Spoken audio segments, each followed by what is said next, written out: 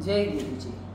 अथ श्री शिव महापुराणे द्वितीयायां रुद्रसंहिता द्वितीये सति खण्ड अथ सप्तमोऽध्यायः। ब्रह्म उवाच वरं दत्त्वा मुने तस्मिन् शम्भावन्तर्हिते तदा सन्ध्याप्यगच्छत् तत्रैव यत्र मेघातिथिर्मुनि तत्र शम्भो प्रसादेन न केनाप्युपलक्षिता सस्मारवर्णनं तं वै स्वोपदेशकरं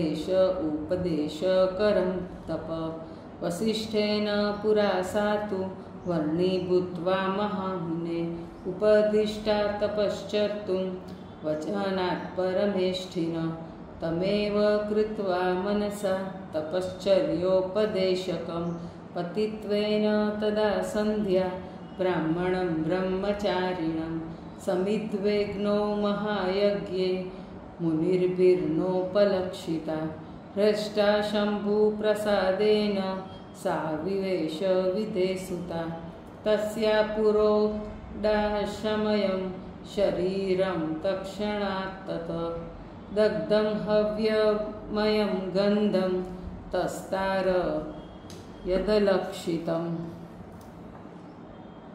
बहिस्तस्या शरीरं तु दत्त्वा सूर्यसमङ्गलं शुद्धं प्रवेशयामास शम्भुरेवाज्ञया पुनः सूर्योदयार्धं विभज्याथ तच्छरीरं तदारथे स्वके संस्थापयामास प्रीतये पितृदेवयो तदूर्ध्वं भागस्तस्यास्तु शरीरस्य मुनीश्वर प्रातः सन्ध्या भवत्सा तु अहोरात्रादिमध्यगा तच्छेष भागस्तस्यास्तु अहोरात्रान्तमध्यगा सा सायमभवत् सन्ध्या पितृप्रीतिप्रदा सदा सूर्योदयात्तु प्रथमं यदा स्यादरुणोदय प्रातः सन्ध्या तदोदेति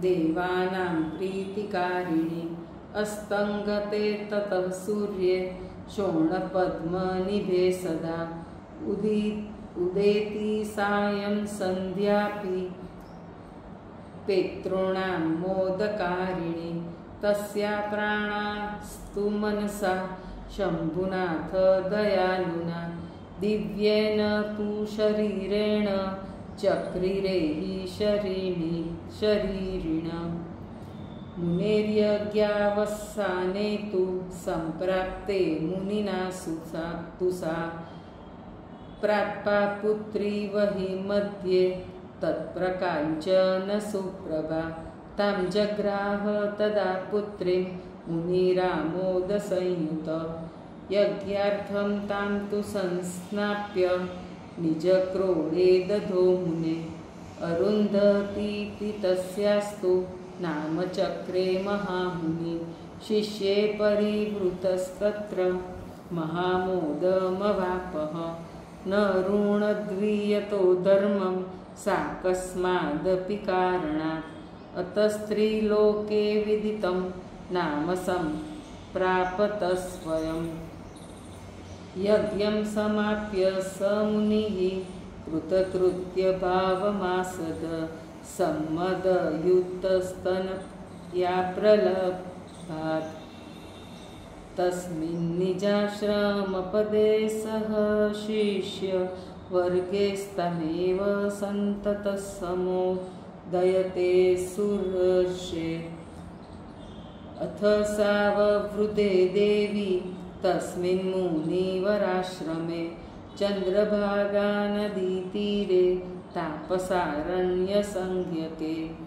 सम्प्राप्ते पञ्चमे वर्षे चन्द्रभागां तदा गुणे तापसारण्यमपि सा पवित्रमकरोत्सति विवाहं कारयामासु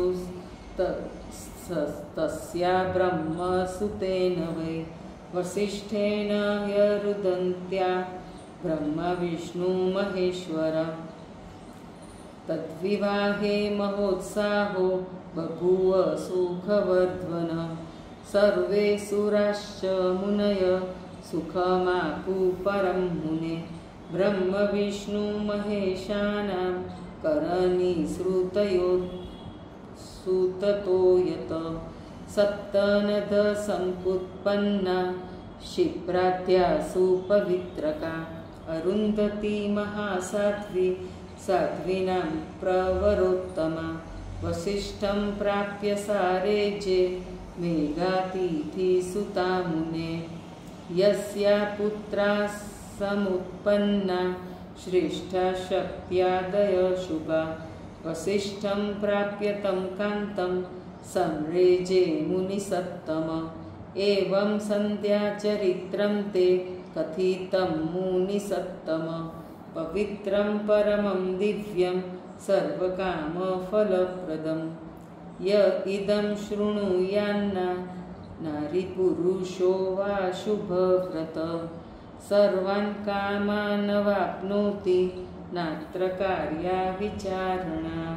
इति श्रीशिवमहापुराणे द्वितीयायां रुद्रसंहितायां द्वितीये सतीखण्डे अरुन्धती वसिष्ठविवाहवर्णनं नाम 7मोऽध्यायः। जय गुरुजी।